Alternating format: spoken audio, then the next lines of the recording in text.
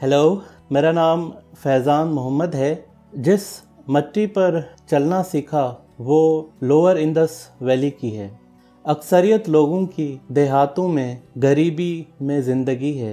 हैरत होती है कि जहाँ बंद कमरों में रोशनी न होने से घुटन और पसीने बहते हैं, इंफ्रास्ट्रक्चर और बेसिक फैसिलिटीज़ की शदीद कमी हो, माहौल में मायूसी और आँखों में नमी हो, हज़ारों साल पहले उसने दुनिया को पहली बार एक जदीद शहरी ज़िंदगी गुजारने का छुपा हुआ राज बताया, जो आज खुद एक राज बन गए हैं। आज का टॉपिक शायद उस वक्त की भूली हुई कहानी के कुछ वाक़यात आपको सुनाए। तो चलें शुरू करते हैं। Mehrgarh, the gateway of Indus civilisation.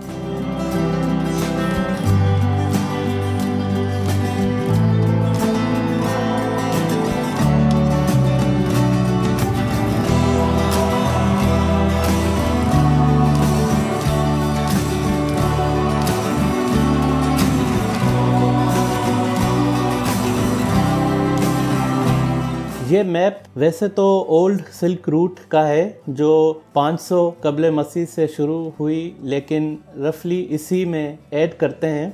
Northern Iran से बोलान पास और खैबर पास। हिस्ट्री में सबसे पहले ईरान का नाम ईलाम बताया गया है। ये नॉर्थ वेस्ट ईरानियन रीजन था जो कि मेसोपोटामिया, इराक के करीब था। मेहरगढ़ और लेटर ऑन इंदस वैली के इमीडिएट नेबर्स ये होंगे, along with present day Afghanistan, ना के मेसोपोटामिया, प्रेजेंट डे इराक। ये इम्पोर्टेंट है एस्टेब्लिश करना क्योंकि पास्ट में इनिशियली स्कॉलर्स ने इंदस वैली सिविलाइजेशन को इंडो सुमेरियन सिविलाइजेशन कहना शुरू कर दिया था। जस्ट लाइक सुमेर जो ओल्ड लोअर इराक में थी, ये ईलाम भी एक प्रोग्रेसिव सिविलाइजेशन थी जो नॉर्थ वेस्ट ईरान में वाक़या थी, और ये बाबुल सुमेर से बहुत करीब थी, और यही इंस्पिरेशन हुई होगी इंदस वैली सिविलाइजेशन की भी।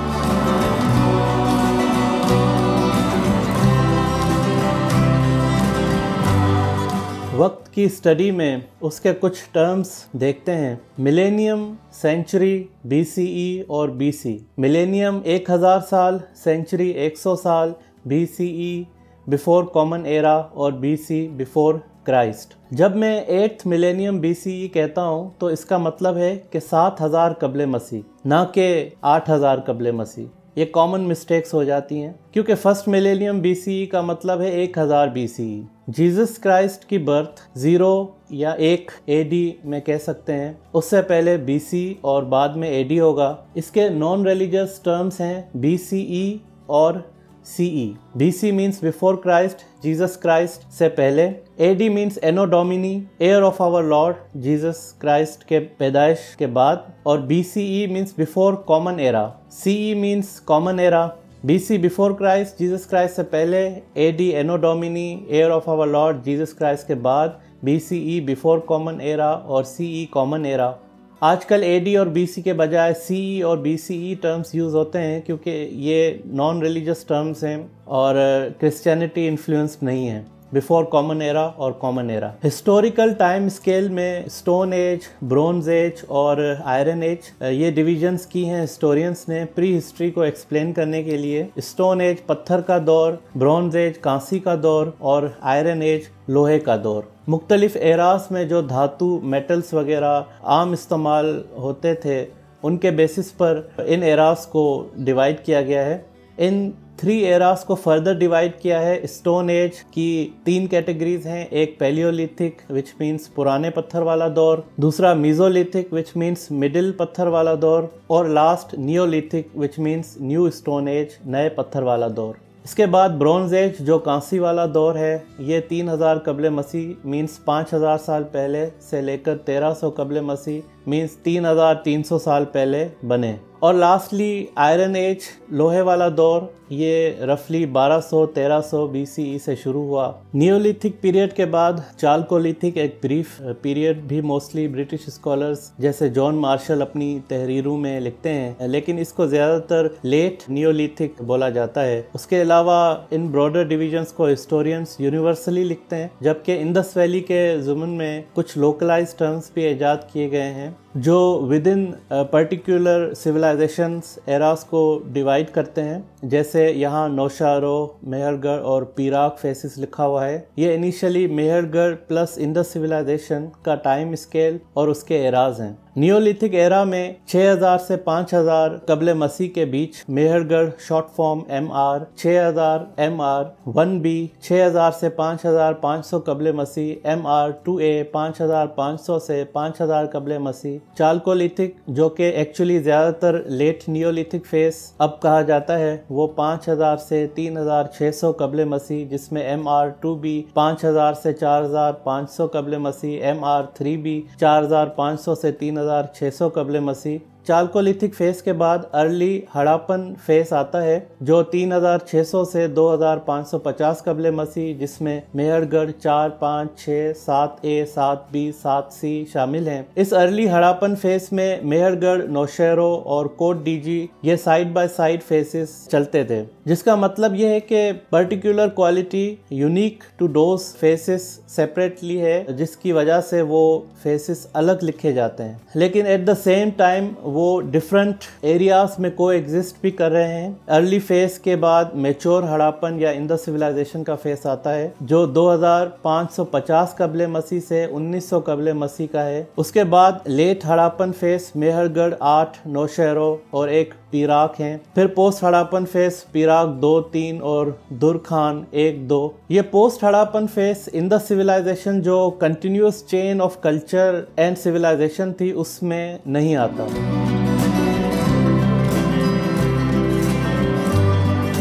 डिफरेंट एरास की division on the basis of pottery, बर्तन वगैरह भी की गई है। ये बतौर एविडेंस मानी जाती है जो स्पेसिफिक टू पर्टिकुलर एरिया और पर्टिकुलर कम्युनिटी होती है। जहाँ जहाँ ये पोट्री, बर्तन मिलते जाते हैं वहाँ वहाँ आर्कियोलॉजिस्ट और स्कॉलर्स उन पर्टिकुलर ग्रुप ऑफ पीपल की रीच और उनके मालो मकान का अंदाज़ा लगाते हैं। ये कुछ types of specific localise pottery हैं जो डिफरेंट एरियाज ऑफ बलूचिस्तान और एडजॉइनिंग प्लेसेस में पाई गई हैं। इनमें एसिरामिक मीन्स वो एरा जब पोट्री मौजूद नहीं थी। तगाव वेयर, वहाँ की पोट्री, तगाव एक रीजन है बलूचिस्तान में, उस जगह से मिले बर्तन उनके उस ग्रुप ऑफ पीपल से एसोसिएट किया जाता है। नमज़गाह ये रीजन तुर्कमानिस्तान से है और वहाँ की पोट्री बलूचिस्तान में मिली तो ये उन लोगों की मोबिलिटी शो करती है। सियाक स्टाइल यह नॉर्दर्न ईरान के बर्तनों का स्टाइल है। नल वेयर, नल भी एक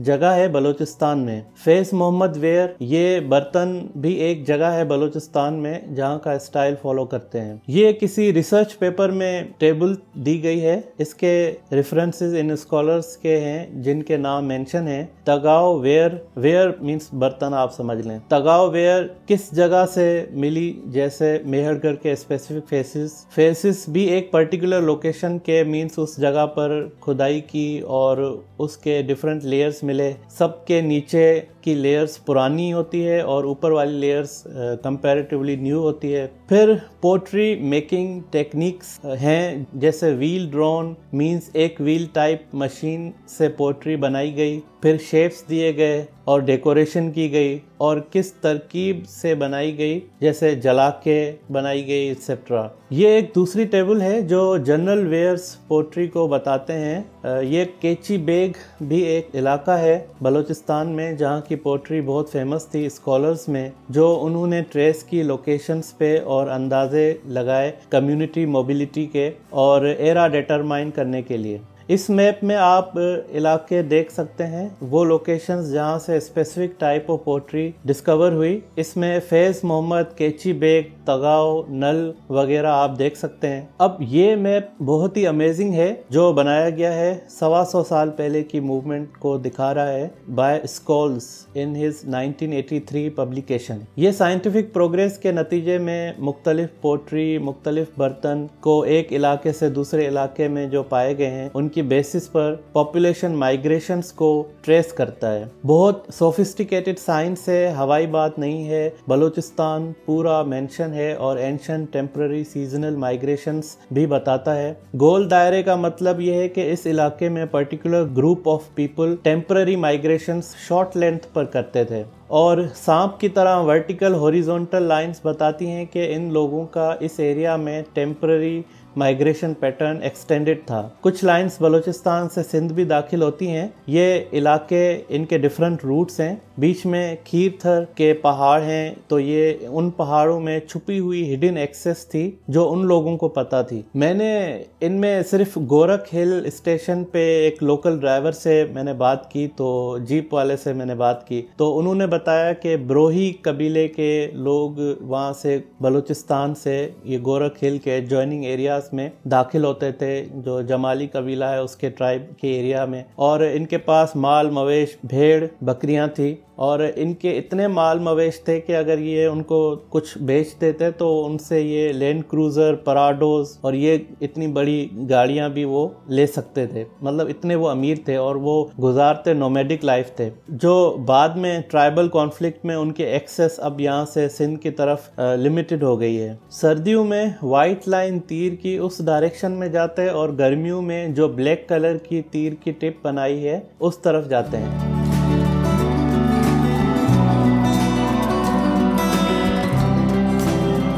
इंडस सिविलाइजेशन की शुरुआत बलूचिस्तान से हुई है, जो इंडस वैली के वेस्ट में है। कच्ची प्लेन का इलाका सिंध प्रोविंस के नॉर्थ वेस्ट में जो इलाका आता है। इस मैप में लाइट कलर जो प्लेन्स हैं, मैदानी इलाके, और डार्क कलर पहाड़ी रीजन्स को शो करता है। इसमें आप देख सकते हैं कि नॉर्थ वेस्ट सिंध में एक्सटेंडेड प्लेन्स का रीजन है। पहाड़ों के शुरू होने से पहले ये कच्ची प्लेन कहलाता है। मेहरगढ़ विलेज इंडस सिविलाइजेशन की प्रेडिसेसर थी। ये बलूचिस्तान में बोलान पास के अराउंड वाक़या है, जिसको मदर ऑफ इंडस सिविलाइजेशन भी कह सकते हैं। हड़प्पा, मोहनजोदड़ो जैसे शहरों के बहुत बाद में इस मेहरगढ़ को दरियाफ्त किया गया है सन 1974 में। फ्रेंच टीम ने, जिसकी क़यादत जीन फ्रांकोइस जेरिच ने की। नाम प्रोनाउंस करना थोड़ा डिफिकल्ट है, इसकी करेक्ट प्रोनाउंसिएशन होगी। इन लोगों की डिस्कवरी ऑफ मेहरगढ़ के बाद एक continuous chain of Indus valley civilization और इट्स कल्चरल डेवलपमेंट बन गई। इस तरह से 3600 कबले मसीह मीन्स 5600 साल पहले तक की जानी जाती तहजीब ने जंप करके 7000 कबले मसीह मीन्स 9000 साल पहले तक की तहजीब बन के उफक पर उभरी।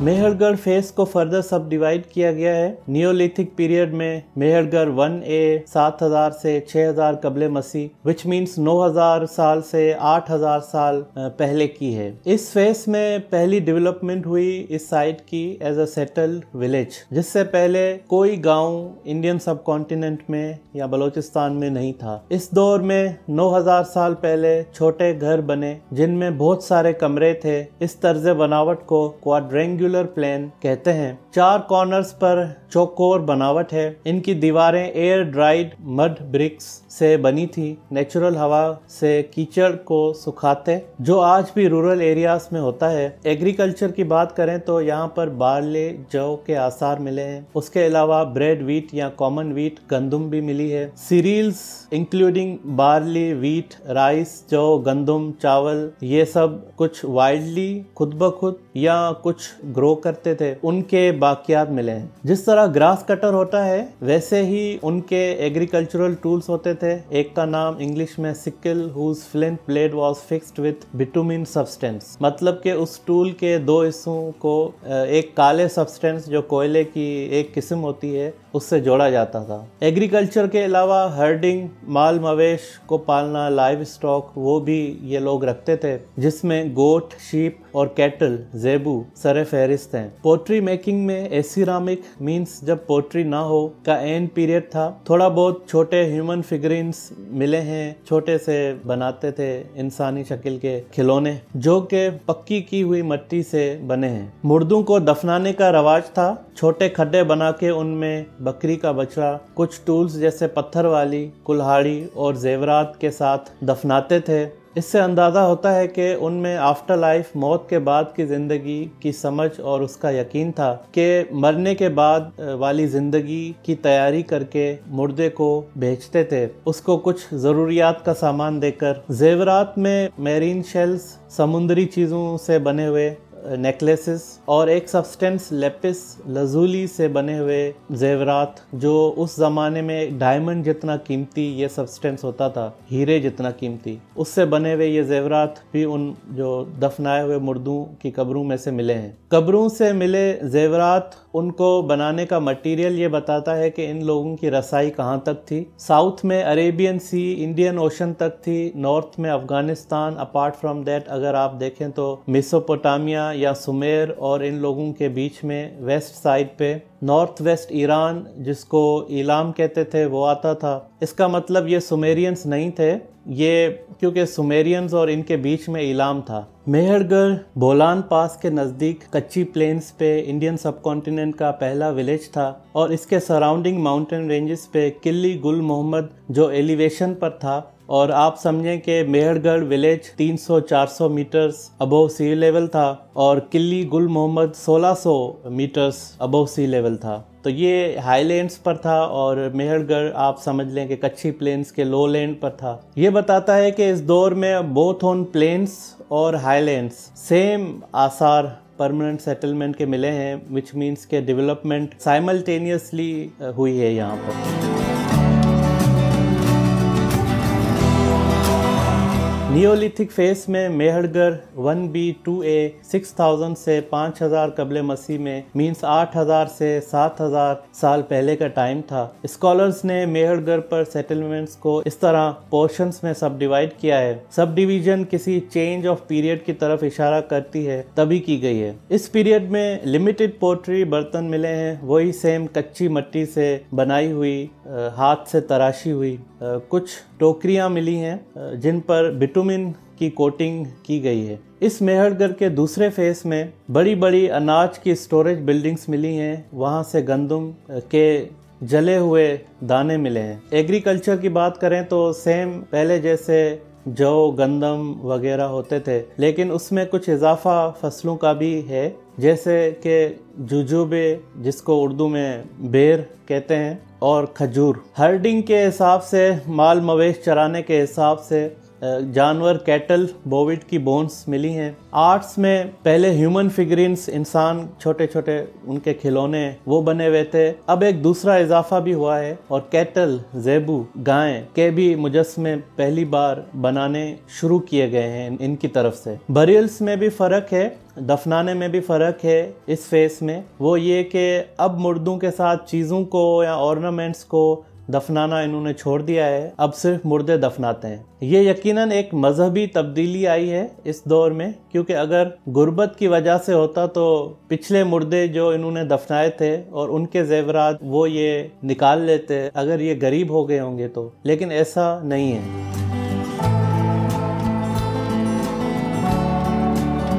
फिर उसके बाद चालकोलिथिक फेस आया, जिसको नियोलिथिक फेस भी कहते हैं। इसका टेक्निकल टर्म मेहरगढ़ 2B और 3 है। 5000 से 3600 कबले मसीह मीन्स 7000 साल पहले से लेकर 5600 साल पहले तक। इस तीसरे फेस में तब्दीली दूसरे फेस से कई कदर ज्यादा हुई है। टूल्स की अगर हम बात करें तो तांबे को पिघलाकर औजार बनाए जाने लगे। इन मेटल्स के औजारों में ऑल्स, नाइफ ब्लेड्स और हुक्स हैं। पहली बार एक मशीन इस्तेमाल होने लगी औजारों की शॉप्स में। इस मशीन का नाम बाव ड्रिल और औजारों की शॉप को लैपिडियरी वर्कशॉप्स इंग्लिश में कहते हैं। एग्रीकल्चर की बात करें तो यकीन से नहीं कहा जा सकता कि इन्होंने कोई फसलों को सैराब करने के लिए कोई कैनाल्स वगैरह इस फेस में बनाए हो, लेकिन इतना कह सकते हैं कि कोई लिमिटेड तरीका था, क्योंकि कॉटन की फसल के आसार मिले हैं। वहां पर उस दौर में कॉटन सीड्स मिले हैं। पोट्री बनाने में भी टेक्निक्स नई इस्तेमाल होने लगी। पिछले फेस में हाथ से बनाते थे,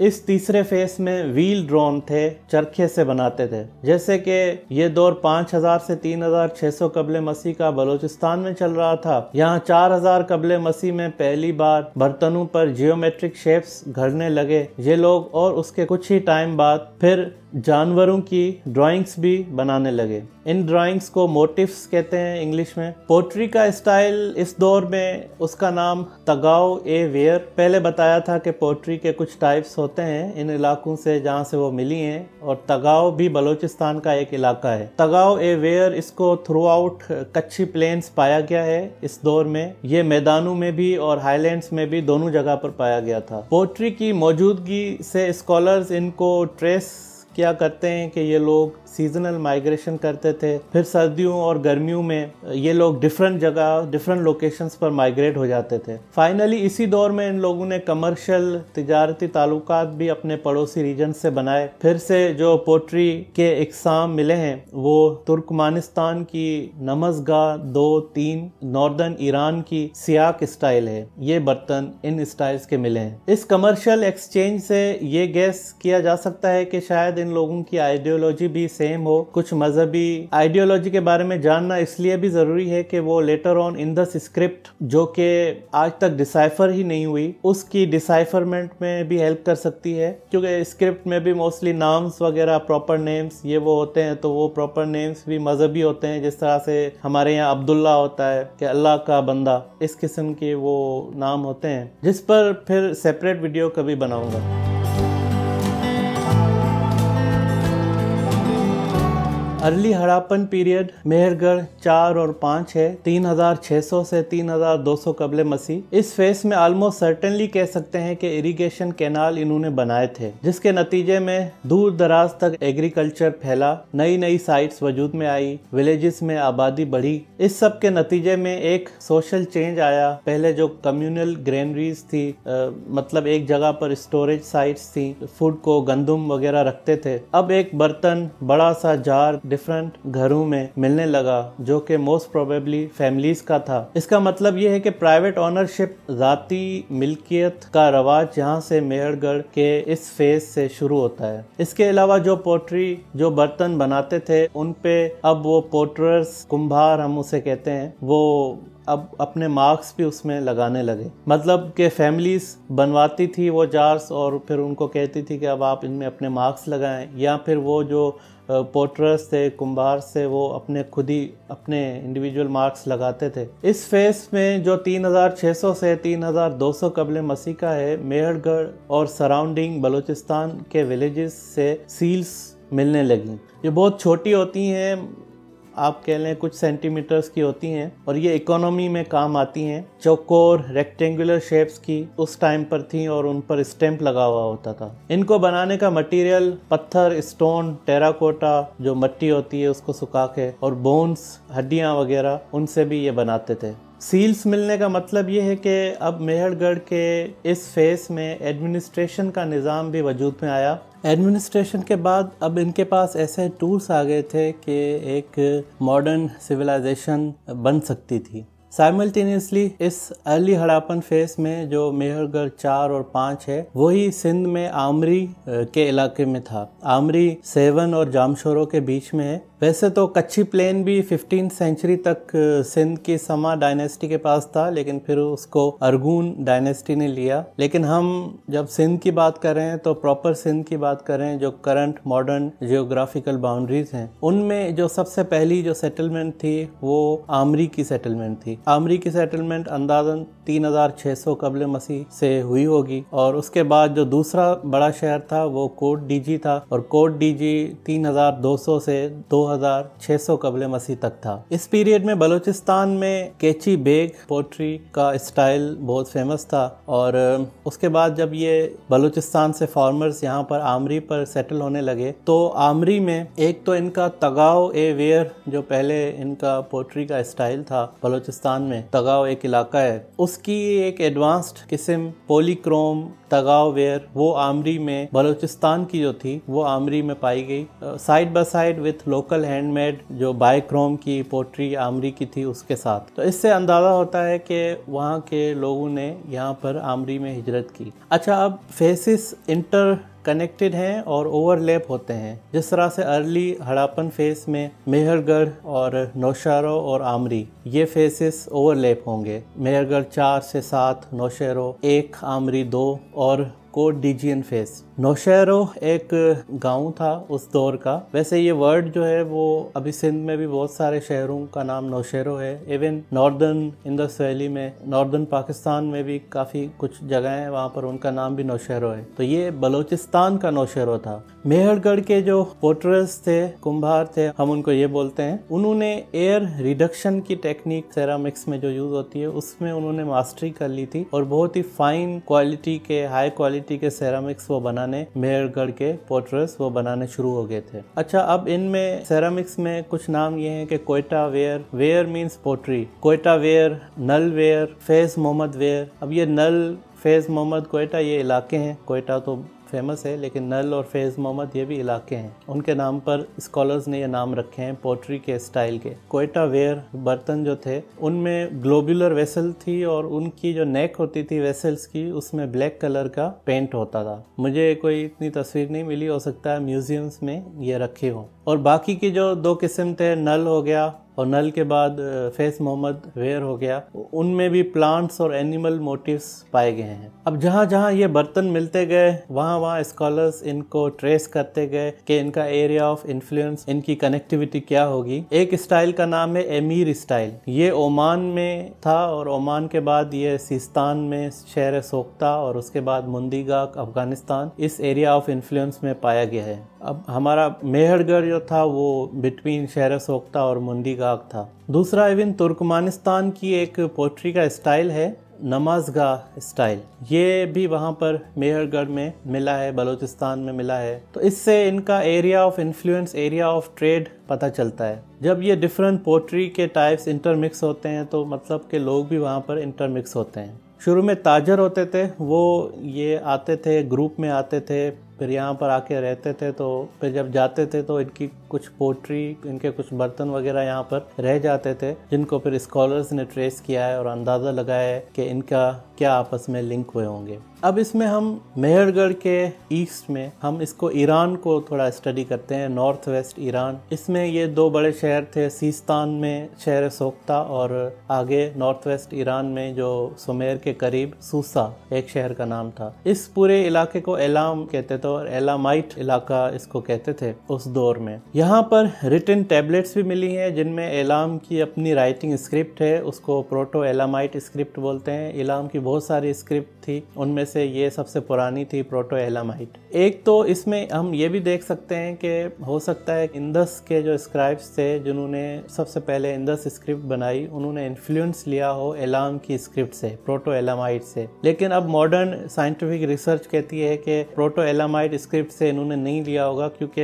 एरा का फर्क है कुछ 100 सालों का। तो उससे कोई एक ऐसी वेरिएंट होगा एलाम की स्क्रिप्ट का प्रोटो एलामाइट से हटकर कि जिससे इन्होंने इन्फ्लुएंस लिया हो। इसका मतलब ये नहीं है कि लैंग्वेज इनकी सेम होगी, लैंग्वेज इनकी डिफरेंट होगी, लेकिन कुछ सिंबल्स या कोई ग्रामर के रूल्स इन्होंने, हो सकता है इन्होंने लिए हों। लेकिन वो वेरिएंट अभी तक डिस्कवर नहीं हुआ, और अगर डिस्कवर होगा तो यहाँ पर कहीं शहर सोख्ता, सिस्तान और ईरान यहाँ पर कहीं, और अफगानिस्तान और मेहरगढ़ और यहाँ पर कहीं डिस्कवर होगा, लेकिन अभी तक वो डिस्कवर नहीं हुआ। तो ये एक थ्योरी है। उसके अलावा एक और भी पॉइंट ऑफ एम्फेसिस है, वो ये है कि जिस तरह पहले स्कॉलर्स, जब 1974 में मेहरगढ़ नहीं मिला था तो पहले स्कॉलर्स कहते थे कि ये इंडो सुमेरियन सिविलाइजेशन है, इंडस वैली की, सुमेर से इन्फ्लुएंस्ड है। अब ये मेहरगढ़ के मिलने के बाद 1974 के बाद ये हम कह सकते हैं कि अब बीच में एलाम की एक सिविलाइजेशन थी, एलामाइट, और ज़ेग्रोस माउंटेन रेंज थे। तो ऐसा नहीं हो सकता कि ये लोग उनको स्किप कर सकते हो जो एलाम को। तो अब ये सुमेर से कनेक्शन इनका नहीं होगा,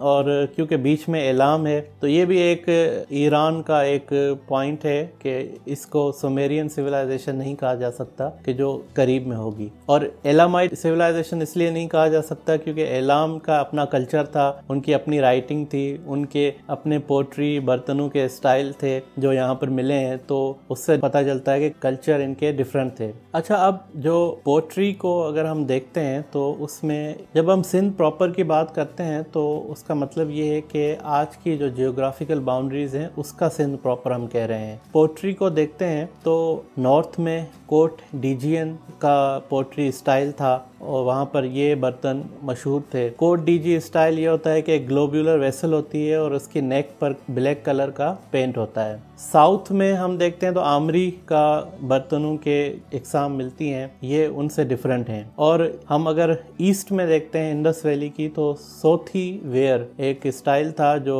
गगर हाकरा और कालीबंगन उनके जो शहर थे वहाँ पर था। तो इससे ये भी पता चलता है कि कल्चर में भी with in Indus valley culture different इलाकों में वो भी डिफरेंट होने शुरू हो गए थे। हम ब्रिक्स का साइज अगर देखते हैं तो अर्ली हड़प्पन एरा के ब्रिक्स में और मैच्योर जो एरा जहाँ पर मोहनजोदड़ो हड़प्पा जैसे शहर बने उनमें फर्क था। तो स्कॉलर्स इस बुनियाद पर भी उन्होंने ये फेसेस डिफरेंट की हैं। अर्ली हड़प्पन फेस में जो ब्रिक का स्टैंडर्ड साइज था वो 30 centimetre bye 20 centimetre bye 10 centimetre 3:1 ये रेशो था। और मैच्योर जो इंडस वैली की सिविलाइजेशन थी जिसमें ये बड़े बड़े शहर बने उसमें ब्रिक का स्टैंडर्ड साइज वो ये था 1/2/4 1/2/4 ये मैच्योर फेस में स्टैंडर्ड ब्रिक्स का साइज था। इससे हम कुछ अंदाजा लगा सकते हैं कि किस तरह से अर्ली फेस के बाद जब मैच्योर फेस शुरू हुआ तो कोई ऐसी तब्दीली आई है जो with in greater Indus valley जिसने ये कुछ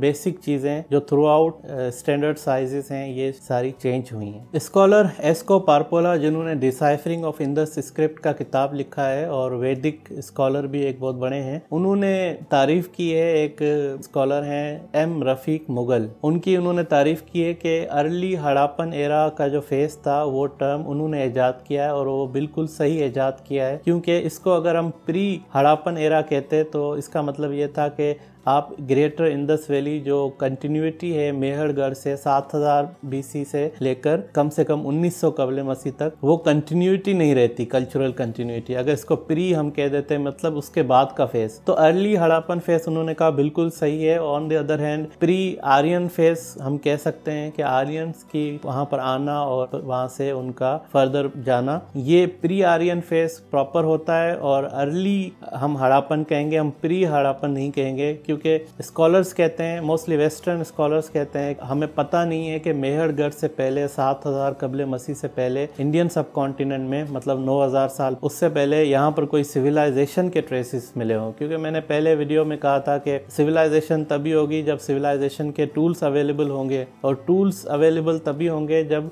एग्रीकल्चरल रेवोल्यूशन आएगा, उसके बाद ही सिविलाइजेशन बन सकती है। तो ये हम यहाँ पर पॉज करते हैं अर्ली हड़प्पन फेस में जब बलूचिस्तान से फार्मर्स सिंध प्रॉपर में दाखिल हुए हैं। आमरी का शहर बना है और कोट डीजी का शहर बना है। 3600 कबल मसीह में आमरी बना है और 3200 कबल मसीह से 2600 कबल मसीह तक कोट डीजी बना है। यहाँ तक हम इसको पॉज करते हैं क्योंकि अब आगे जब हम इसकी स्टडी करेंगे, मोस्टली नेक्स्ट वीडियो में हो सकता है इस पर मैं कोई वीडियो बनाऊं, उसमें ये करेंगे कि पहले कंडीशंस देखेंगे कि सिंध प्रॉपर की क्या कंडीशंस थी, पंजाब, सिंध, राजस्थान, गुजरात, यहाँ की क्या कंडीशंस थी जब ये लोग वहाँ से आए, और क्लाइमेटिक कंडीशंस भी क्या थी, और इनके वाटर सिचुएशन क्या थी, दरियाओं की कंडीशन क्या थी, दरियाओं का मिजाज क्या था।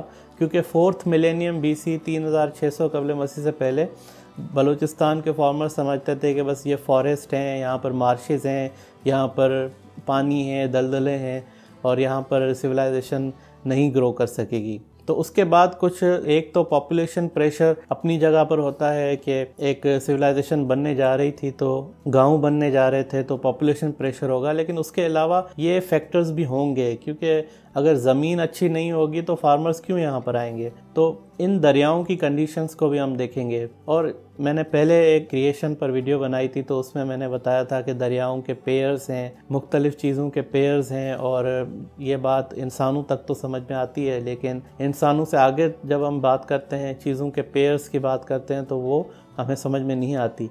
लेकिन यहाँ पर भी जिस तरह से कुछ दरिया तो अपेरेंट हैं, दरिया दजला और फरात, और इनके पेयर्स हमें अंदाज़ा होता है। हम अमेज़न रिवर को देखते हैं, दरिया नील को देखते हैं तो हमें कोई पेयर का अंदाज़ा होता है। लेकिन इसी हिसाब से हम गंगा और जमुना को देखते हैं तो पेयर का अंदाज़ा होता है। लेकिन उसी हिसाब से दरिया सिंधु दरिया जिसको हम कहते हैं, उसके भी पेयर था। और ये वाटर कंडीशन, हाइड्रोलॉजी की कंडीशन को अगर हम जब स्टडी करेंगे उसके बाद हम मैच्योर हड़प्पन फेज को शुरू करेंगे तो हमें चीज़ों का सेंस समझ में आने लगेगा। तो अभी हमने अर्ली हड़प्पन फेज तक जो मेहरगढ़ का पीरियड है जो जहाँ पर ख़त्म होता है वहाँ तक हम पहुँचे हैं। अब आगे हम मैच्योर हड़प्पन फेज में आएंगे और उससे पहले हम क्लाइमेटिक और हाइड्रोलॉजी, पानी की कंडीशंस को देखेंगे और उसके बाद हम शुरू करेंगे। अपना बहुत ख्याल रखिएगा। फिर नेक्स्ट वीडियो में आपसे मुलाकात होगी। Take care.